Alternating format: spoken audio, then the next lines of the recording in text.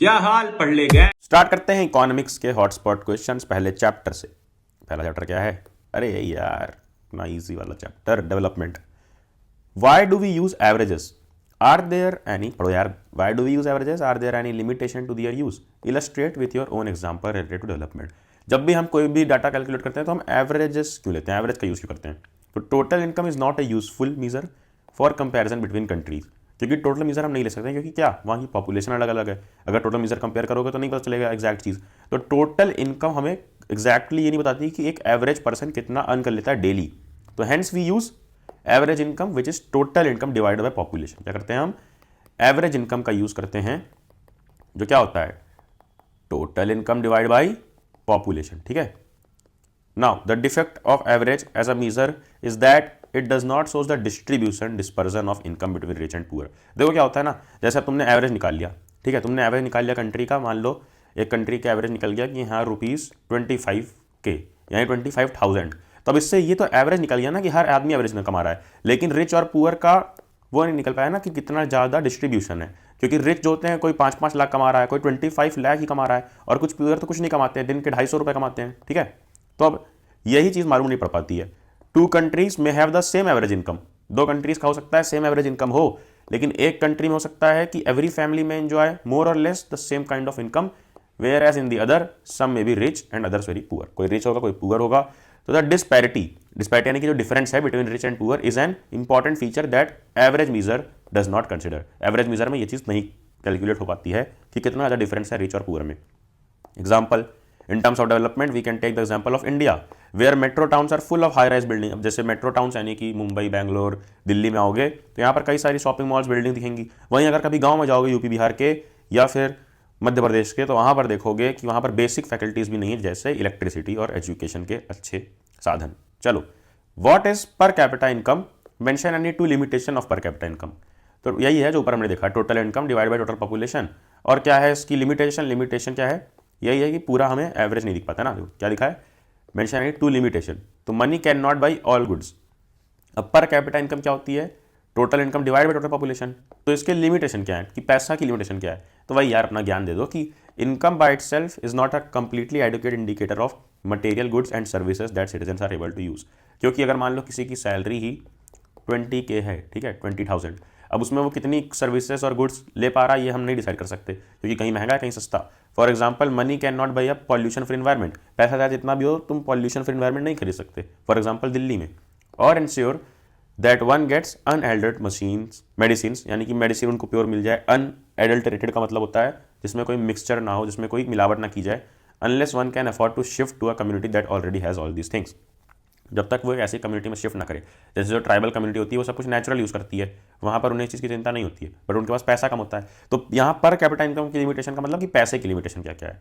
चलो, Kerala with lower per capita income has a better human development ranking than Punjab, hence per capita income is not a useful criterion at all, should not be use to compare states. अब देखो, केरल का जो पर capita income है वो काफ़ी कम है पंजाब से, लेकिन वो HDI इंडेक्स में, ह्यूमन डेवलप्ड इंडेक्स में रैंकिंग में आगे है। क्यों? Per capita income is not a useful criterion at all to measure the human development ranking of a state. High per capita income is not the only attribute to a good life. देखो, जो HDI होता है, human development index, इसमें सिर्फ और सिर्फ ये नहीं लेते हैं कि इनकम कितनी है, इसमें काफ़ी सारी चीज़ें देखते हैं, जैसे कि pollution free environment, good health, protection from infectious disease, mortality rate का कम होना, लिटरेसी का प्रमोशन होना। तो ये सारी चीज़ें कहाँ पर पाई जाती है? केरल में। क्योंकि केरल में क्या है, मोर्टैलिटी रेट कम है, यानी कि मरने की जो रेट है वो कम है, डेथ रेट, और लिटरेसी रेट अच्छा है, सबको पता है केरल का सबसे अच्छा लिटरेसी रेट है। और total number of children attending school class 1 to 5 is higher. Next, on the basis of 3 indicator of HDI Sri Lanka has better ranking than India. अब श्रीलंका की बेटर रैंकिंग क्यों है? क्योंकि पर कैपिटा इनकम जो है, पर capita income of Sri Lanka in US dollars वो इतना, विच इज इंडिया का कितना है 3139 और US का 4390, अरे श्रीलंका का। तो इसलिए श्रीलंका आ गया, पर कैपिटा इनकम अच्छा है। लाइफ एक्सपेक्टेंसी एट बर्थ अच्छा है, यानी कि श्रीलंका के लोग जब पैदा होते हैं तो उनको एक्सपेक्ट होता है कि 74 साल जिएंगे, वहीं इंडिया में ये रेशियो 64, यानी कि वो 64 साल ही तक जिंदा रहते हैं हम लोग। ग्रॉस एनरोलमेंट रेशियो क्या है? For 3 levels Sri Lanka had gross enrolment ratio of 69 whereas India है 60। तो ये 3 चीज़ की वजह से श्रीलंका आगे है, पर कैपिटा इनकम, लाइफ एक्सपेक्टेंसी और ग्रॉस एनरोलमेंट रेशियो। ये पढ़ो। Statement based question. Conflicting goals can also B development goals, elaborate. Conflicting goals जो होते हैं वो डेवलपमेंट गोल्स भी हो सकते हैं, यानी किसी के लिए कुछ गोल्स कन्फ्लिक्टिंग हो सकते हैं, वही दूसरे के लिए डेवलपमेंट हो सकते हैं। जैसे कि all person do not have the same notion of development, सबके लिए डेवलपमेंट एक नहीं, सबके लिए अलग अलग डेवलपमेंट। एग्जाम्पल से समझ लेते हैं। A girl expect as much freedom and opportunity as a brother. एक लड़की को क्या चाहिए होता है कि जितना उसके भाई को मिल रही है अपॉर्चुनिटीज और फ्रीडम, उतना मुझे भी मिले, बट वहीं उसका ब्रदर ऐसा नहीं चाहेगा, हर ब्रदर में नॉट लाइक दिस। अब इलेक्ट्रिसिटी के लिए इंडस्ट्रियलिस्ट चाहेंगे कि ज़्यादा से ज़्यादा डैम्स बन जाए, बट जहाँ डैम्स बनते हैं वाटर डैम्स, वहाँ पे जो आसपास ट्राइबल्स रहते हैं उनका गांव पूरा हटाना पड़ता है, उनको भगाना पड़ता है वहाँ से, जो उनके लिए डेवलपमेंट नहीं है। तो इंडस्ट्रियलिस्ट के लिए डेवलपमेंट है डैम बनना, लेकिन ट्राइबल लोगों के लिए डेवलपमेंट नहीं है। तो डेवलपमेंट लोगों का अलग अलग होता है, और कन्फ्लिक्टिंग गोल भी डेवलपमेंट हो सकता है। ये कन्फ्लिक्ट ही तो है, लड़ाई ही तो है, किसके बीच? ट्राइबल के बीच और इंडस्ट्रियलिस्ट के बीच, बट डेवलपमेंट भी दोनों के अलग अलग गोल्स हैं। ठीक है, what are common development goal? अब कॉमन क्या है, यहाँ से पॉज करके रीड कर लो। देखो, वो था कन्फ्लिक्टिंग और ये था कॉमन। जैसे कि कई कई चीज़ें कॉमन है, जैसे सबको चाहिए freedom, security, opportunity to learn, good working faculty, pollution free environment, job security. ठीक है, अब money can not buy all goods and services that one need to live well. बस यार वही मनी वाला ज्ञान कि पॉल्यूशन फ्री एनवायरमेंट नहीं ले सकते, डिजीज से प्रोटेक्शन नहीं ले सकते, मेडिसिन नहीं ला सकते, यही सब चीज़ें। मेडिसिन ये नहीं कि तुम मेडिसिन कोई भी ले आओ, मेडिसिन यानी कि प्योर मेडिसिन नहीं ला सकते। On what basis rich and low income countries have been categorized in the world? What are the limitations of this approach? According to the World Development Report, India comes in which category? देखो, the world bank uses, अभी हमने देखा था HDI की ranking, अब world bank की ranking देखो। ये एवरेज, जैसे कि HDI जो था ना, ह्यूमन डेवलपिंग इंडेक्स, ये कंसिडर उतना नहीं करता था किसको? पर कैपिटा इनकम को, पर कैपिटा इनकम को। लेकिन वर्ल्ड बैंक यूज करता है, world bank uses average income और per capita income as a criterion for classifying different countries with per capita income of इतना और क्लासीफाइड कितना, इतनी जिसकी होती है वो क्लासीफाई कर दी जाती है इन द रिच कंट्रीज। फिर उससे नीचे जो होती है वो पर कैपिटा और लो इनकम। ठीक है, ये अपनी कैटेगरी, 3 कैटेगरी होती है। कौन कौन सी? एक होती है रिच कंट्रीज जिसको डेवलप्ड बोलते हैं, फिर डेवलपिंग, फिर उसके बाद लो कैपिटा। ठीक है, जिसको 20 कैटेगरी में रखा जाता है। अब लिमिटेशन क्या है इनकी? Limitation of this criterion, while averages are use for comparison they are also high disparities. अरे यार डिस्पैरिटीज, देखो ये मैंने ऊपर तो समझाया ना कि एवरेज हम ले तो सकते हैं कंपैरिजन के लिए, लेकिन डिस्पैरिटी कौन जितना अमीर है और कौन कितना गरीब एक कंट्री में वो रह जाता है। Better income can not assure a good life, वही चीज़ें कि बेटर इनकम से कई सारी चीज़ें नहीं मिल सकती। Example, freedom, equal treatment and opportunities. Why do people look at a mix goals for development? ये क्वेश्चन तो काफ़ी ईजी है, इसका आंसर तुम इजिली रीड कर सकते हो। ये पॉज कर लो और रीड कर लो। Next, why do different person have different notion development? वही चीज़ है, पॉज करके रीड कर लो। जनरल क्वेश्चन इस चैप्टर में बढ़ते हैं नेक्स्ट चैप्टर की तरफ।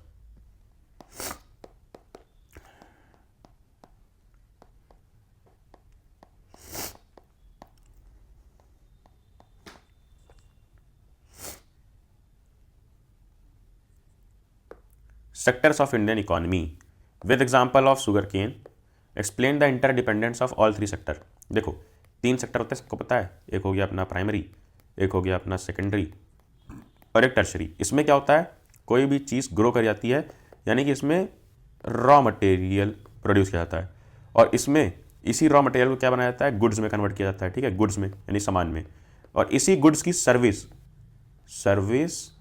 एंड सेल कहाँ देखी जाती है, टर्शरी में। तो देखो अब हमें एक्सप्लेन करना है किससे, शुगर केन से। The primary sector involve production, तो प्रोडक्शन के लिए प्राइमरी सेक्टर होता है responsible through exploitation of natural resource. Natural resource से हम करते हैं क्या, प्रोडक्शन करते हैं ना बेसिक चीज़ों का, बेसिक रॉ मटेरियल का। जैसे cultivation of sugar cane is an agriculture activity which come in private sector या प्राइमरी सेक्टर, सॉरी ये प्राइमरी सेक्टर में क्या आएगा, शुगर केन का कल्टीवेशन, उसको उगाना, फिर रॉ मटेरियल यहाँ से बन के कहाँ जाता है, मैन्युफैक्चरिंग सेक्टर में। अब वहाँ पर इसी रॉ मटेरियल से क्या बनता है, जैगरी, शुगर, ये सब बनाते हैं फैक्ट्रीज में, तो वो आ गया सेकेंडरी में।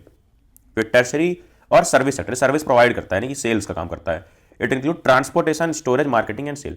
ट्रांसपोर्ट करना फैक्ट्री से कहाँ, शॉप तक, स्टोर करना, मार्केटिंग करना, उसकी ऐड करवाना करीना कपूर से, और फिर उसको सेल करना। ठीक है, for instance transportation of sugar from field to sugar mills, further on transportation of jaggery from sugar mills to the markets.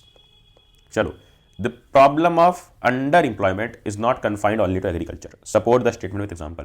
पहले स्टेटमेंट समझ लो कि जो अंडर एम्प्लॉयमेंट, अनएम्प्लॉयमेंट की बात नहीं है, अंडर एम्प्लॉयमेंट की बात है, कि कम एम्प्लॉयमेंट होने की चीज़ जो है वो सिर्फ एग्रीकल्चर में नहीं है, बाकी सेक्टर में भी है। कैसे, the problem of under employment is not confined only to agriculture, it can also be seen in other sectors. For example देखो लिखा ना ये, रीड करो साथ साथ में। For example there are thousand of casual workers in the service sector in urban areas who search for daily employment, daily employment के लिए ढूंढते हैं थाउजेंड्स ऑफ पर्सन, ठीक है, कैजुअल वर्कर्स होते हैं। They are employed as painters, plumbers, repair person and other odd jobs, कई सारी ऐसी वैसी जॉब्स में रहते हैं जहां जॉब सिक्योरिटी नहीं है, कुछ भी नहीं है, और रोज उन्हें अलग अलग काम ढूंढना पड़ता है, पेंटिंग का, प्लम्बर का, रिपेयरिंग का। Similarly we see other people of service sector on the street pushing a cart और सेलिंग समथिंग विच में spend the whole day but earn very little. और हम कई सारे लोगों को देखते हैं जो बेचारे कार्ट यानी कि कोई गाड़ी खींच रहे होते हैं और बहुत मेहनती लेबोरियस वर्क कर रहे होते हैं, लेकिन उनको पैसा बहुत कम मिलता है पूरा दिन मजदूरी करने के बावजूद। They are doing such work only due to the lack of better employment opportunities. अब इन्हें क्यों करना पड़ रहा है? क्योंकि इनके पास कोई और अच्छा चारा नहीं है, अपॉर्चुनिटी नहीं है अच्छे जगह पे काम करने का।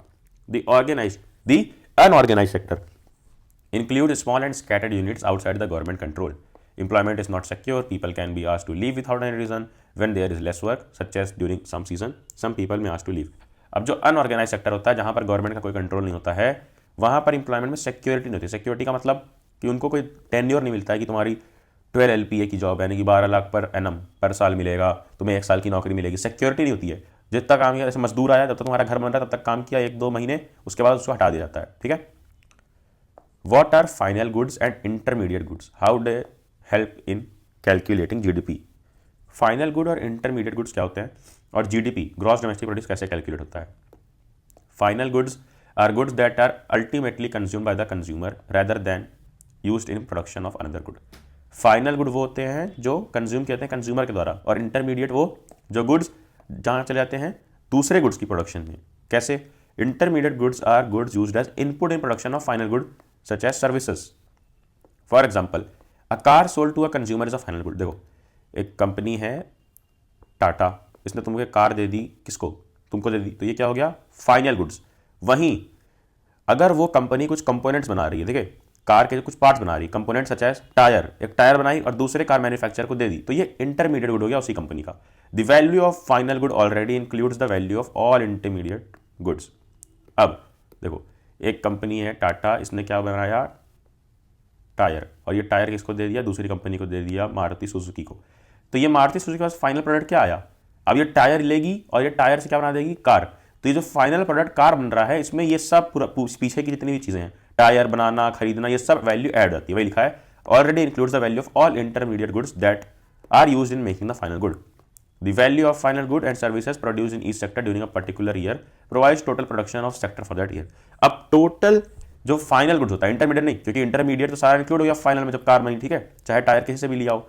तो फाइनल गुड्स एंड सर्विसेज जो एक सेक्टर में होते हैं उनको कैलकुलेट करते हैं, and the sum of production in all 3 sector, अब तीनों सेक्टर का मिला के बनता है gross domestic produce of a country. It is the value of all final and good service produce within a country during a particular year of all the sector, सारे sectors के मिला के। चलो next, explain any 3 ways to solve problem of under employment. Underemployment solve करने की क्या problem, क्या समाधान हो सकते हैं, वेज हो सकते हैं? तो प्रोविजन ऑफ लोन में help in creating job for disguised employment and under employed work.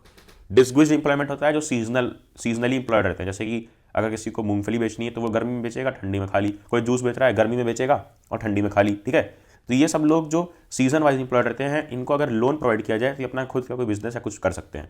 वहीं the loan money can be use for promotion of economic activity of family, अगर घर का कोई बिजनेस है तो उसमें वो लोग अपना लोन मनी लगा सकते हैं। Another way is to promote and locate industry and service in semi rural areas. अब गाँव में अगर इंडस्ट्री लगेगी तो लोग मजदूरी करने के लिए रेडी रहेंगे, और वहाँ इस तरह से क्या कर सकते हैं, अंडर एम्प्लॉयमेंट को हटा सकते हैं।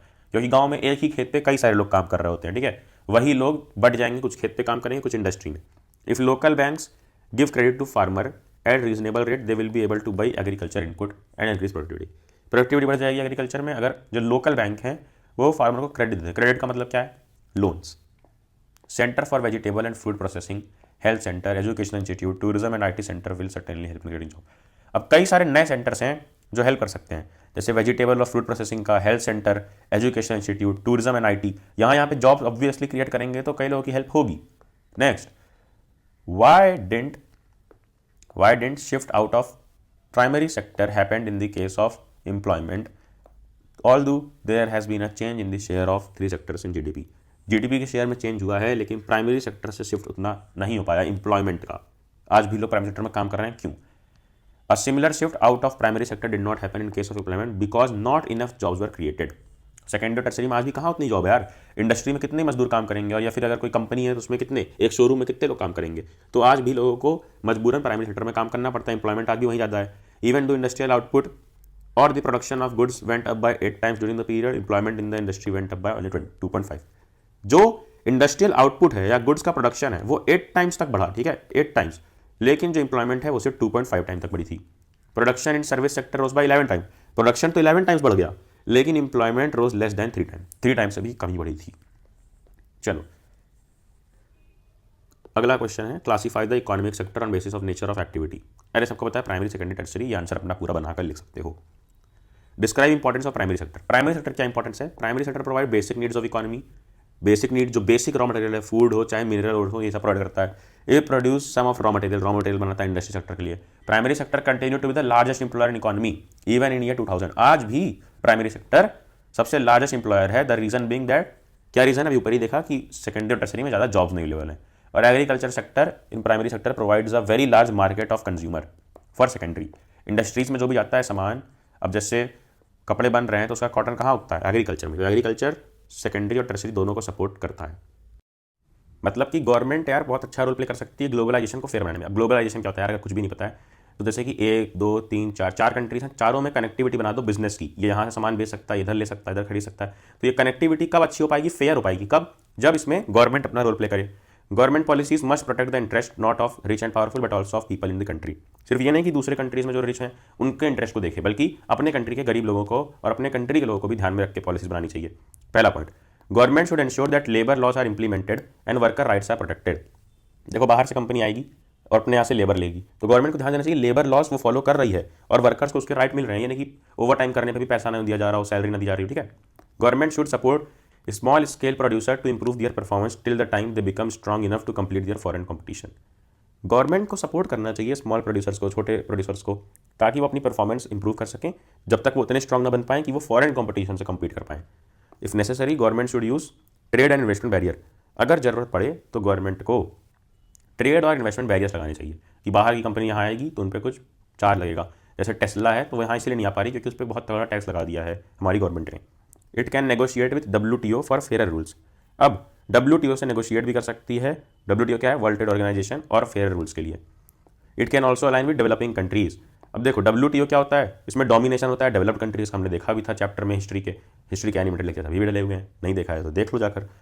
तो वहाँ पर हमने देखा कि डेवलप्ड कंट्रीज का बोलबाला है, पावर है किसमें? WTO में। तो डेवलपिंग कंट्रीज अपना खुद का ऑर्गेनाइजेशन बना के अपने इंटरेस्ट के लिए फाइट कर सकती है। ये थे 5 points. Next, explain any 3 advantage of globalisation. Globalisation के एडवांटेज क्या है, फायदे क्या है? It has increase the movement of people between countries. लोग इधर से उधर इजिली जा पाते हैं। People usually move from one country to another in search of better income, better jobs और better education. Earlier the movement of people between countries was lesser due to various restriction. लोग इधर से जा पाते हैं easily. Rapid movement in technology has been one major force that has stimulated the globalisation process. अब technology में improvement हुआ है, ठीक है, ये एक बहुत बड़ा फैक्टर है जिसकी वजह से ग्लोबलाइजेशन हो पाया है। फॉर एग्जाम्पल या for instance, advancement in transportation technology has made faster delivery of good. Transportation अच्छा हुआ है, रेलवे कंस्ट्रक्शन हुआ है जिसकी वजह से गुड्स इधर उधर जा पाते हैं। एयरपोर्ट्स का कंस्ट्रक्शन हुआ है, ये देखो एग्जाम्पल आ गया, ट्रांसपोर्टेड बाय एयरलाइंस।